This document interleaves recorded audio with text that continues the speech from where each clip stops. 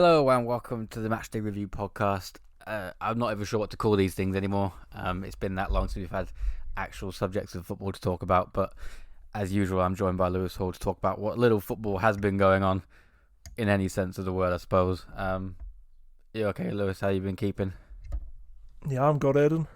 Not too bad. Not a lot you can complain about. What have you been doing to keep yourself busy these last couple of days since we last spoke? Well, I finished Call of Duty Modern Warfare 2 campaign remastered because we're resorting to playing 11-year-old games that are brand new. Very good game that stands up and holds up very well. And other than that, just going out for walks, lifting the little bit of weight that's in the back garden, but just one of those. Everything's in stasis and you're kind of just waiting for the next little trickle of information or something else to start up. Fair enough. How long has it been now since we've had a game of football to watch? Well, the last game of football was United vs Lask in Austria, where you had one fan in attendance because he snuck in. Are we 7 weeks now? 7? 8? More than that? I can't. I've completely lost count, to be honest. All the days they blend into one at this rate. I think it's 7 on Thursday tomorrow. We're on Wednesday today. So yeah, I think it's 7 weeks tomorrow. And we are still absolutely no nearer to getting any kind of, not just football, but any normality back, I don't think. No, and I feel as though the football world has become like the Twitter and Instagram watch and waiting for some footballer or some influential figure within the football world to make a mistake or get caught doing something they shouldn't. And it's just like tracking footballers' antics. The amount of people who've been caught breaking the rules of the lockdown. You had people like Jack Grealish, Kyle Walker, as we'll come on to later, Soloman Kalou, although his wasn't quite breaking lockdown rules. He's just being a tit. Just being a bit, jeopardising the entire return of the Bundesliga. But we'll come on to that in a little bit. But I suppose where we should start then is, once again, is the potential return of the Premier League. There have been discussions going on about how it can come back, when it can come back, if it can come back. And I think that if it can come back is getting bigger and bigger every day. Well, especially after today's announcement that the Premier League are going to reconvene and meet again on Monday. And as per The Athletic, newspaper in America and in the UK, they're saying that there's not going to be a consensus or a decision on a start date because the teams who are threatened with relegation are seeing it as a chance for them to go, all right, we're not having any relegation this year. It's another year worth of gravy from the Premier League money train. Well, they keep on having these meetings. It's every Friday they all convene. They all sit down and discuss a return date and then never come back with a return date. Every time I see the update, it's Premier League officials all agree that the Premier League will return at some point. No date yet set. It's like, so what on earth are discussing in these things? I have no idea. Could it have something to do with the fact that the Premier League head offices were undergoing a change of leadership before this situation arose because Richard Scudamore had resigned or retired and the person they wanted to bring in then wasn't fit to do the job and didn't want to do the job, so they had to go and hire someone else, and maybe he's just been thrown in at the deep end and a bit indecisive? Possibly. Like I said, I have no idea what they're talking about in these meetings. Maybe they're watching the Bundesliga with interest to see what happens there, to see how that starts off again. Assuming Soloman Kalou doesn't keep going live on Facebook. Touching the doctor while he's doing corona tests, or she's doing corona tests to the other players. It's, but you mentioned the relegation thing there. I've seen things banded about that the idea of restarting the league without relegation, which is one of the most pointless things I think I've ever heard. It's completely nonsensical, and it's these clubs who know that they're on a slippery slope, like Aston Villa, Brighton, Bournemouth, and are at risk of going down when they didn't actually think they were going to go down. Take Villa spending 105 million in the summer, Brighton bringing in a new manager thinking they were going to play Barcelona-style football and walk all over the middle and lower end of the Premier League. Then you've got Bournemouth, who have just been on a slippery slope for most of the year, struggling to get goals and struggling to win. But for me, you're always going to have this in them because the disparity in financial means between those that are in the Premier League and those in the Championship is going to cause people to try any avenue, particularly at lower clubs, to stay in the Premier League. The thing for me is, everything I hear about the restart of the Premier League is that players are not particularly happy with kind of almost being used as guinea pigs. One of the first people to be let back out and kind of get on with their job, especially given that their job does actually involve human contact. So it's a case of, when you restart it, you're restarting it for a purpose, and that purpose is to settle the league. So obviously, if you're taking away the jeopardy of relegation, you're not settling the league at all. You might as well just end it, because it's just restarting it for the sake of restarting it.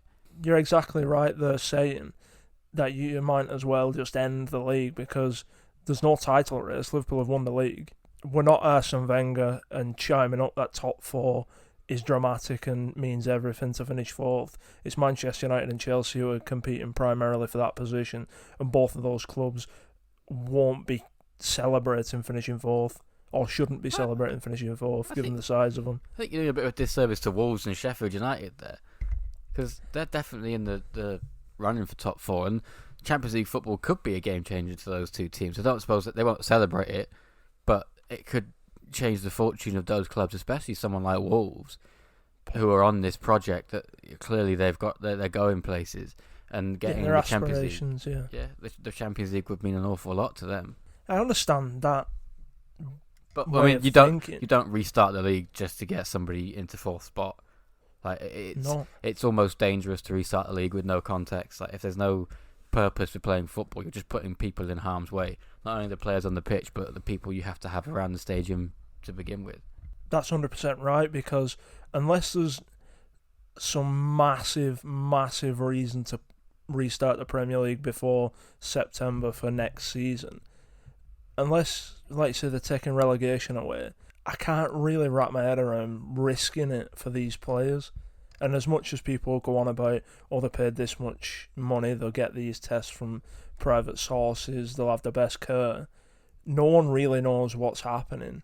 No one really knows what the next step's going to be, given that all the world's been turned upside down.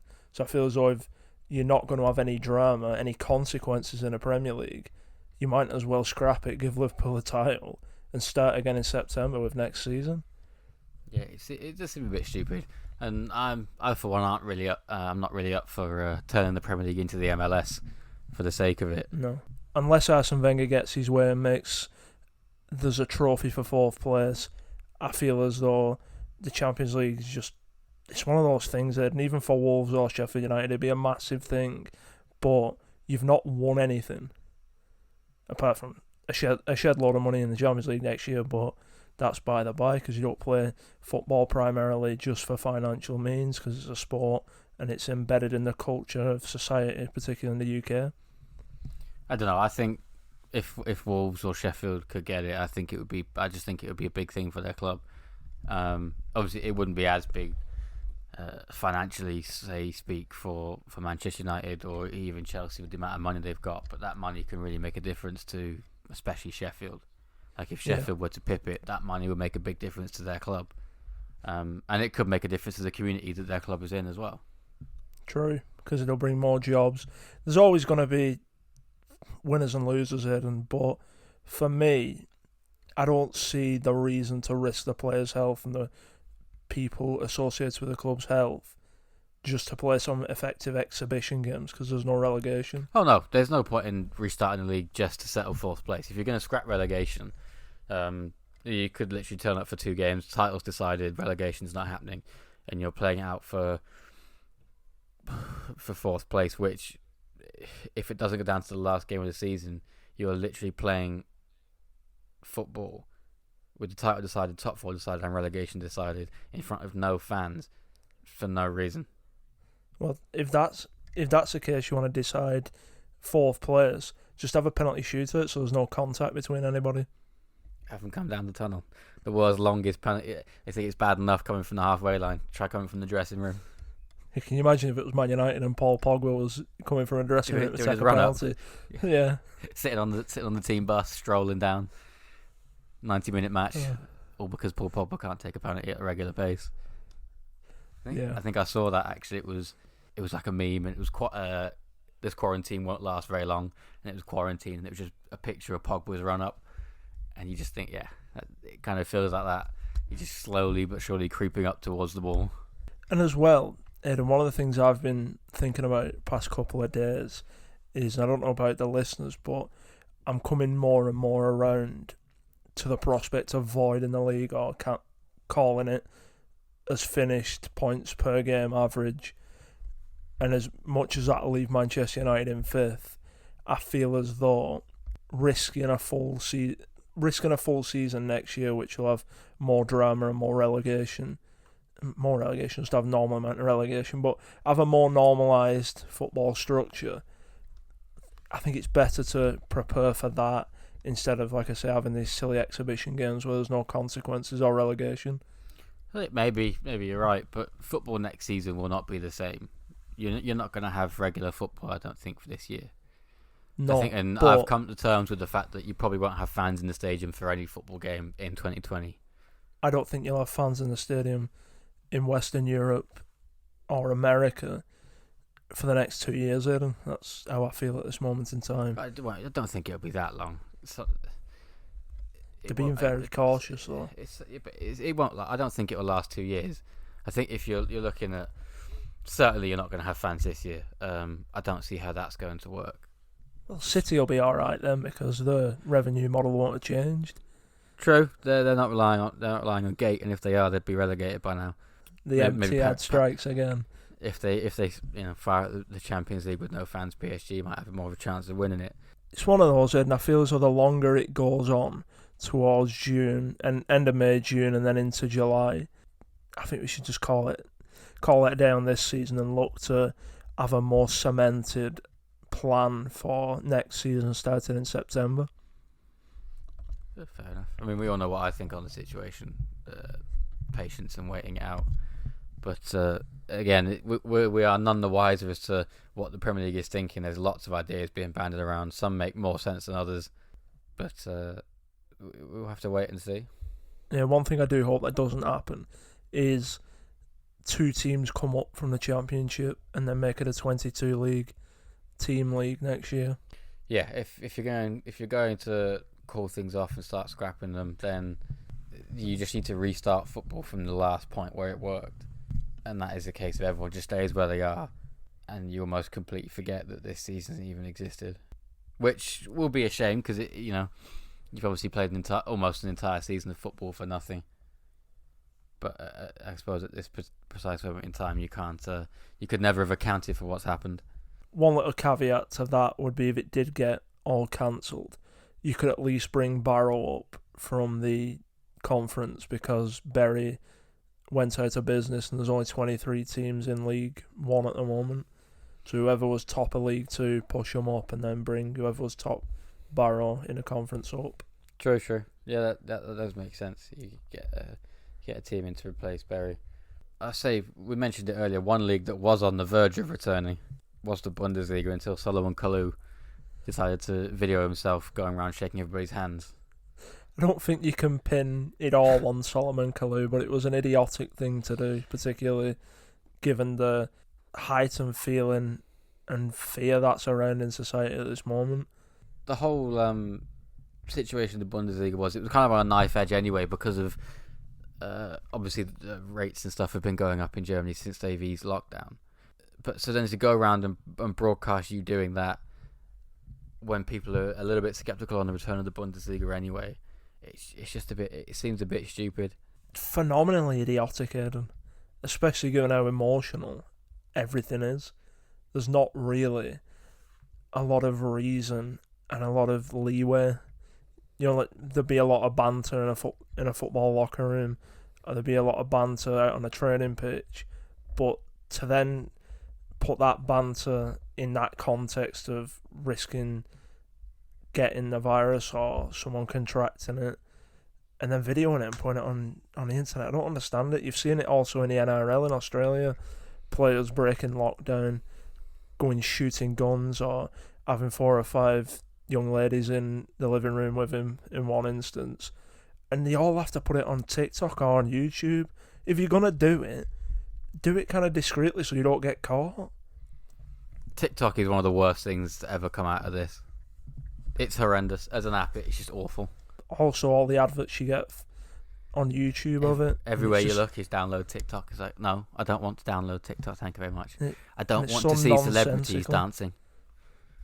But it's also, there's one that comes up for me all the time, is some guy throwing an orange into the Albert Dock in Liverpool. What purpose does that serve for anybody? I don't know. I don't understand it. I'm not one for people dancing on their front-facing camera for about 20 seconds. Doesn't do anything for me.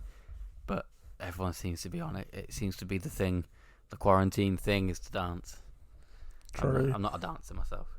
Not at all. But the real issue I would have if I was a manager at Hertha Berlin is I'd just be going to him, why are you being so idiotic? We're struggling as it is to get this thing up and running. We can't do tackling. There can only be 2 players within 2 meters of each other in the box. Training's hard enough. We're going through all these processes of testing. And you come in and start arsing about like that. What's the game? If I was in charge of Hertha Berlin, he'd be gone for me at this point. For the simple reason that it's utter stupidity. And that'll translate onto the field where you can't rely on him in crunch moments. Yeah, it's very, very stupid. Not only to do it, but then to put it on. I don't know what's more stupid was to go around doing it, or to broadcast it on the internet. I think it's equally stupid because on the internet it's going to ignite an absolute shitstorm from all angles, especially people outside of football, around governments or around other agencies who are looking for an excuse to go at football and football players. You're just giving them an easy target. Yeah, people are looking for things to kick off on anyway. And that also applies to people in the UK who've done it. Jack Grealish, Kyle Walker. They live under a microscope as it is. And any little thing, the press will twist it. And it gives ammunition to those with an agenda to come at football because it's an easy target because players get paid so much money. Yeah, people are looking to scapegoat footballers anyway, given the amount of money they have and doing stuff like that. It does fuel the fire a little bit. There'll be a token mention of what the United players did with Harry Maguire, giving so much to the NHS trusts in the Manchester area. Jordan Henderson, what he's done. Jose Mourinho even going giving out food parcels and bagging them up and passing them on. There's only a token mention of these good things that so many people have done. But yet, it's blasted in your face every time someone makes an immature mistake or is irresponsible. So it's again feeding that narrative that football players are the problem, which they aren't. No, yeah, it's the kind of public scrutiny that other professions don't get, and doing that doesn't help. One thing that really, really winds me up is people coming at footballers saying, "Oh, they get paid 300 grand a week for kicking a ball and all of this," instead of having a little bit of intellectual thought and understanding that their medium is entertainment and their business brings in phenomenal amounts of revenue. So the people who are creating the product, which is, I don't like using that word product, but the product is on the field in terms of entertainment, like you go to the cinema to watch a movie, they deserve to get the bulk of the revenue because they're providing that service. Well, they are the actors in the play. They're the ones you go to watch. You don't actually go to watch the sponsor on the pitch, do you? You're not going to watch the advertising boards. No, and it's just really, really annoys me when people have a go at footballers for what they earn. And it's such a closed-off mindset, Aaron, because they should be happy that people have been able to amass that wealth through a talent, and that every football player I know and have ever seen has had to work hard to where they get to. More often than not, a Cinderella-type story where people have come up from difficult childhoods or come up from not affluent areas, worked on a craft, built themselves into such a pristine athlete, and then have been able to achieve all this success both on the field and financially. Yeah, you can't argue with the story of most footballers you see coming up from. They're usually lower working class children from those kind of families and backgrounds that have worked and worked and worked at what they can do. It just happens that what they can do rewards them handsomely in the financial department. It just annoys me that everybody just sees him as an easy target. Okay, we'll move on from that one now. A little bit of And rant over. something a bit more light-hearted. And it was yesterday in the news. Patrice Evra was talking about the year Sir Alex Ferguson retired, and the apparent transfer dealings that Sir Alex Ferguson wanted before he left. And he was convinced, both by what he heard from Sir Alex and from Cristiano Ronaldo, that the return for Ronaldo was definitely on the cards that summer, along with the acquisition of Gareth Bale before he ended up at Real Madrid.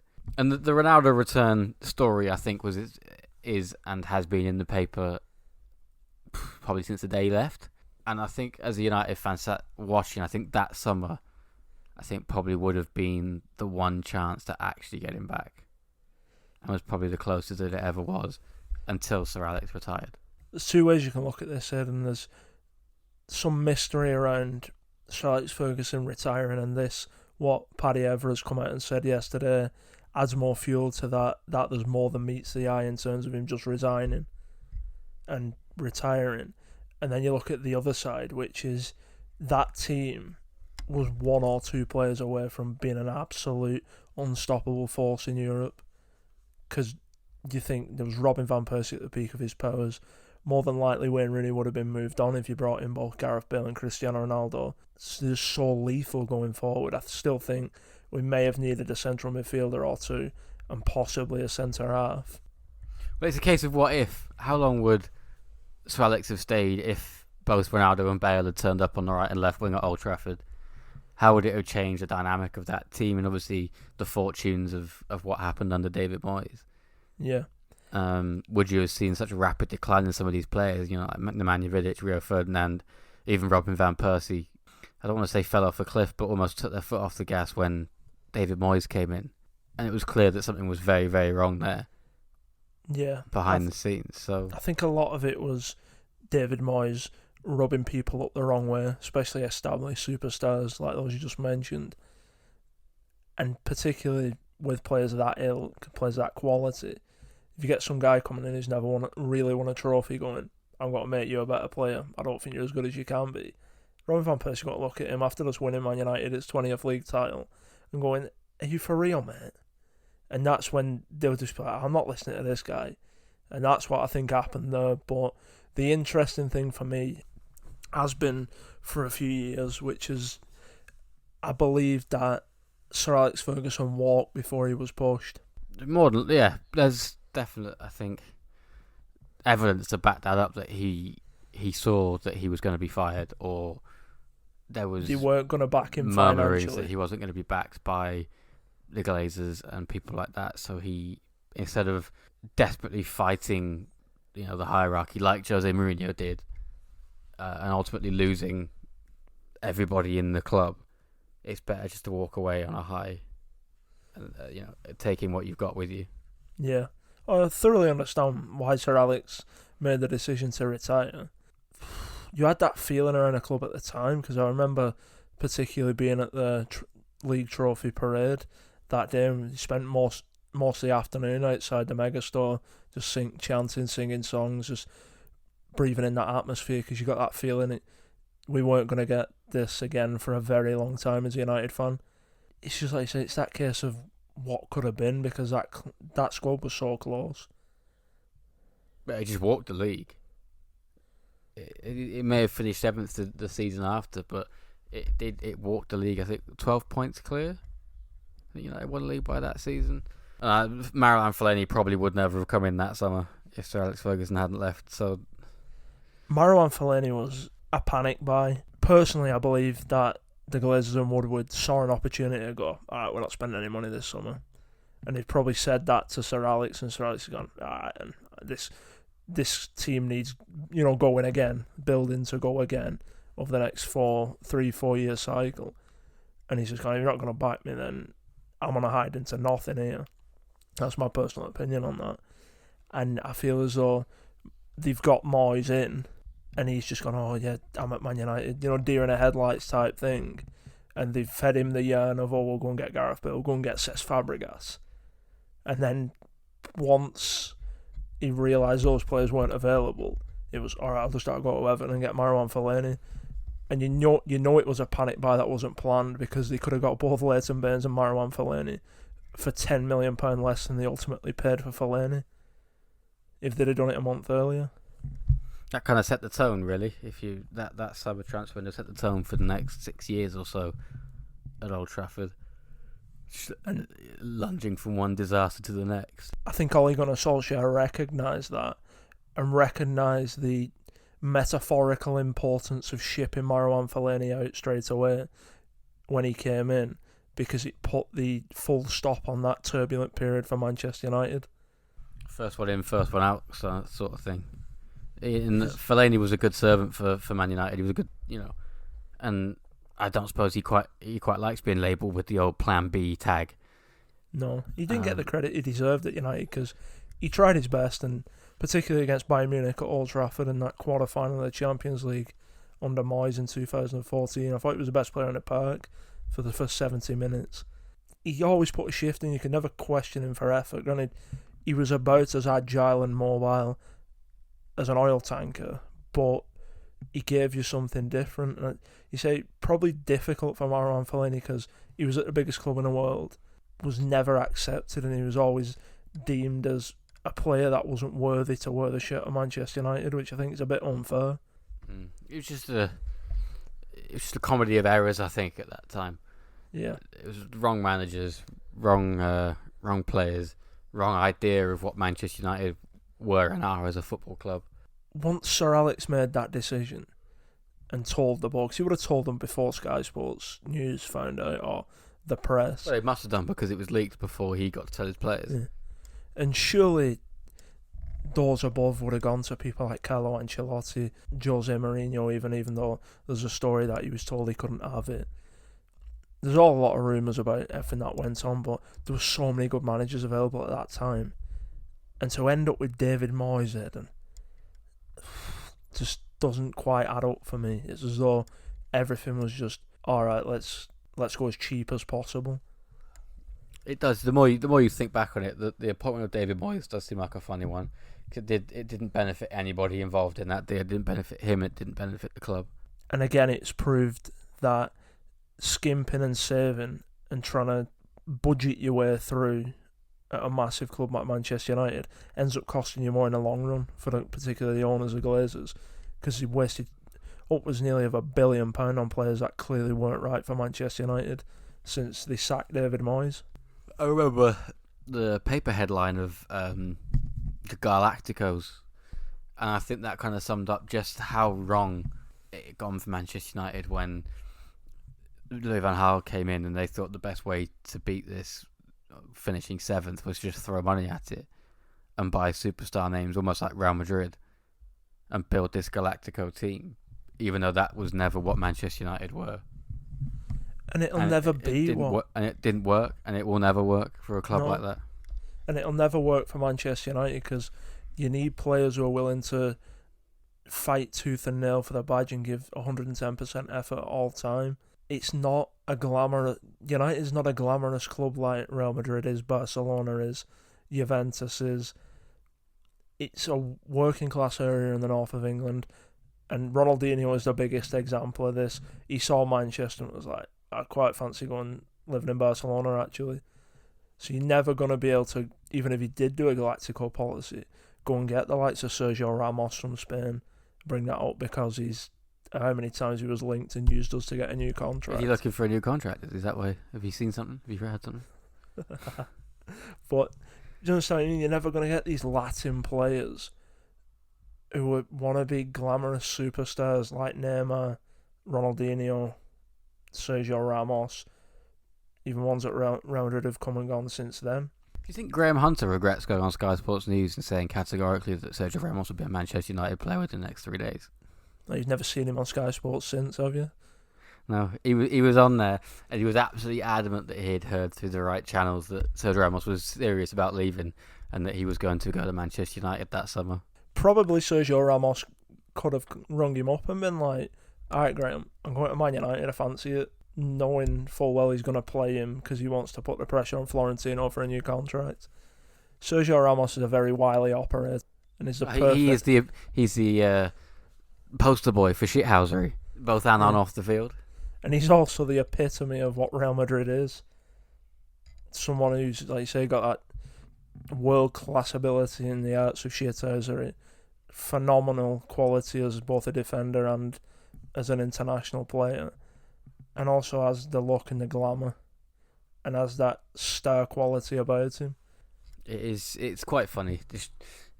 You see him as a centre back lining up free kicks and penalties. Now Ronaldo's gone. He's like, right, I'm top goal scorer in this team now. That's it. It's unique for a defender, and I tip my hat to him because it's fantastic to watch. I've got written down here though, one of the last topics you've sent me. It's 5 years since Lionel Messi turned Jerome Boateng inside out at the new camp. One of the best pieces of dribbling you'll ever see. Jerome Boateng didn't know if he was going up, down, left, right, turned himself in circles. And I think at the end he was just like, I'm just going to sit down here. You can't embarrass me anymore if I'm sat down. Well, at the time, Jerome Boateng was a good defender. He hasn't been since. That quite literally tied him up in knots, I think, after that, because he's not been the same player since that happened. Never the same quality as he was before that game. And it's what players like Lionel Messi can do to you, Eden. If Messi's running at you, turning inside out with such a low centre of gravity, it's quite easy for a centre-half to get his feet caught between him. You just want the ground to swallow you up. That's why I think he just decided to sit down. Before he made it worse for himself. The easiest thing was just take a break, let him score. But Messi's done it to so many of us throughout the years. Oh, he's not the first. Yeah, he's not the first player. He went with the last player, but I think it was the way he fell, because you could just see him kind of almost give up and just fall flat on his ass. It was like a boxer who's just too much punishment. It was just like, I'm going to end this now. It almost looked like someone had lassoed his ankles together. Like somebody was sat behind the goal with his ankles on a piece of string, and at the right time they pulled his ankles together and watched him fall like a big tree. It was comical watching it, and it gets better every time I see it. It's quite fantastic. He can join quite the elite group of defenders somewhere under the ground, as they've been turned inside out. It might find Dimichelis down there. Yeah, it'll be a massive adventure and search that, trying to find Demichelis under the Etihad. He's in there somewhere, just outside the box. Jamie Carragher he's been pumping out these challenges left, right, and centre. I'm not quite sure where he gets them from. He must get sent them, these Carragher challenges, because they're keeping a lot of people going in quarantine. Yeah, I know they've kept you busy.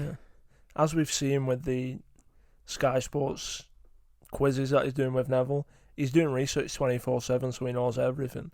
So you can imagine he's like, what challenges can I put out in terms of creating the best teams? But that Champions League one was a very good one, because it was 13 different teams won the Champions League since its brand changeover from the European Cup in '93, and you pick 11 players, one sub, one manager, and you just got to be so careful, because the Juventus team in '97 is predominantly Italian, outside of Didier Deschamps, who's a Frenchman in central midfield, and you can only have one nationality. So if you go with an Italian in that Juventus team, you're then ruling out Pirlo, Maldini, Filippo Inzaghi. I'd be surprised if everyone's picking Filippo Inzaghi. Hey, he scored 2 against Liverpool in the final in 2007, so he's always got to be up there for me. True, he has that irritating knack of scoring goals, and goals is the currency in which football is played. So I guess you could definitely do far worse, I suppose, picking players from other teams that have done that. But I just made sure that I had Didier Drogba put in there, because he's a far better player than Thierry Henry ever was. I was going to say Thierry Henry's never won it, but he has, isn't he? But you still wouldn't. Barcelona. You wouldn't pick him though, because why? I don't know why you'd be picking Thierry Henry out of all those Barcelona players. I see teams without Ronaldo and Messi. I just think, how can you not have them? Like, they'd be shoo-ins. Whether you pick Ronaldo with Man United and avoid Man United players, or you pick him with Real Madrid, he's the greatest goal scorer in the Champions League history. You cannot not have him in your team. Yeah, but you've also got to bring in the nationality aspect of it, particularly for that one, because if you pick Ronaldo for Manchester United, the majority of the better players who play for Real Madrid have been French, Spanish, Brazilian, or Argentinian. So you're then really narrowing who you can pick for Real Madrid. Well, the only competition I can see by picking Ronaldo you get rid of for Portuguese is Mourinho as your manager. But a lot of people raised a good point that if you've got a team that good of nothing but Champions League winners, do they need a manager? No, you just pick the Belgian Marseille manager from '93. Just because it just makes it a hell of a lot easier. And if you're picking Ronaldo for Manchester United, you're losing players like Peter Schmeichel, who's Danish. There's not many great Danish players who've won the Champions League. You can't then put Dennis Irwin in, or Roy Keane, or even Paul Scholes as the Englishman, because I didn't have an English player in my team at the end. I understand there are sacrifices made, and that's what makes these challenges. You see some people just going, "Oh, I'm not following the rules. They're there to be broken, and I'm doing it for a bit of fun." So the idea of the challenge is it's a bit of fun. Yeah, because it's a difficult challenge. You don't want to be, I'll just name the 11 best players in the world I can at any one time. That's not quite a challenge. That's pretty easy.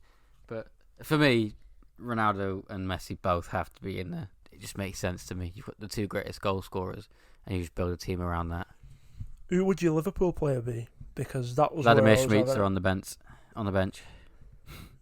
Fair enough. That was where I was pretty torn, and I ended up going with Xabi Alonso because he's.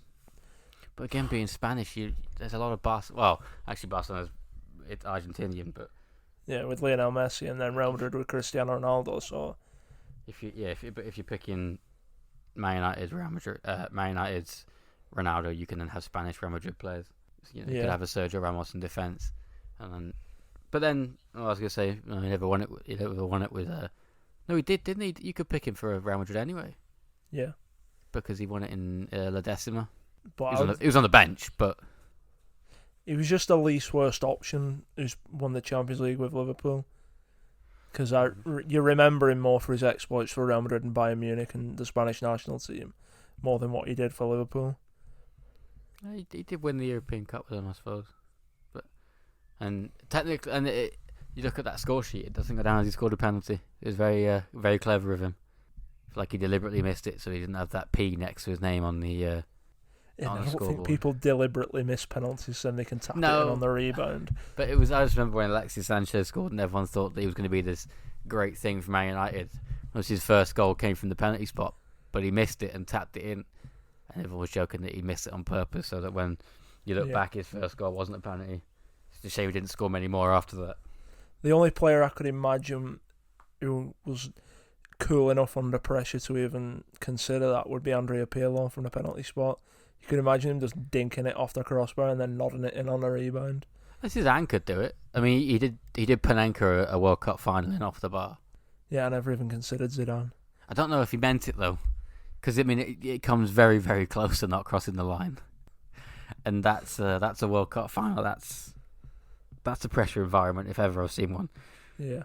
Well, Zinedine Zidane's one of the best operators in pressure situations. You've seen that as a manager at Madrid, and you've also seen it with everything that he did on the field as a football player. Before the 100 or so minute in the World Cup final in 2006. Very cool head. That's the most like European thing ever. Just see red. It's such a contrast though. You've gone from Panenka-ing a penalty off the bar in the early stages to just whatever it was that had gone on the pitch to cause him to do that. True, but at least it's an iconic end to a magnificent football career. You'll never forget the ending. You have to be more iconic to lift it though, rather than just walk past it with your head low. Yeah, well, it's just one of them, isn't it? It was a sad moment. Yeah, but I think on that note, I think we call it an end for that one. Nice quick one today.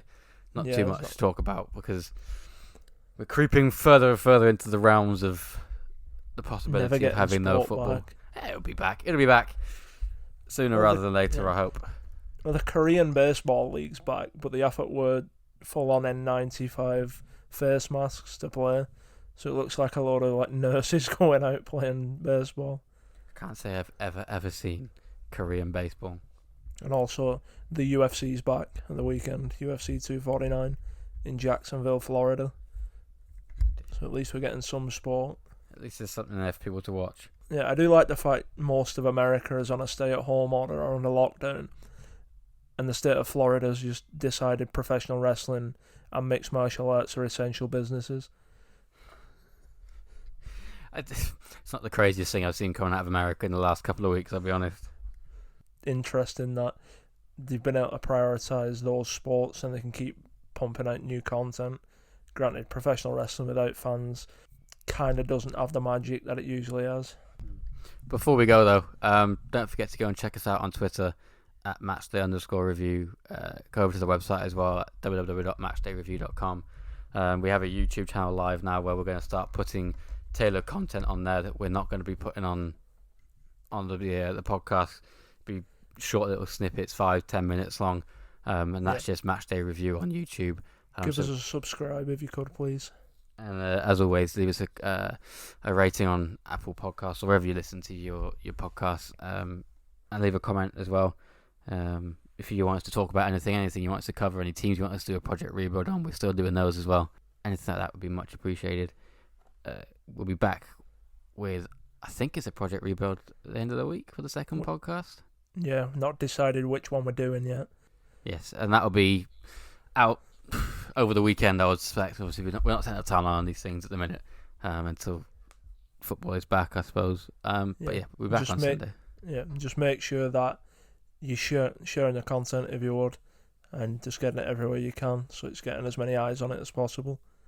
Yeah, and that is much appreciated. And we shall be back with you towards the end of the week with, like I said, a project rebuild. Hopefully we'll see you then. Bye-bye. Bye.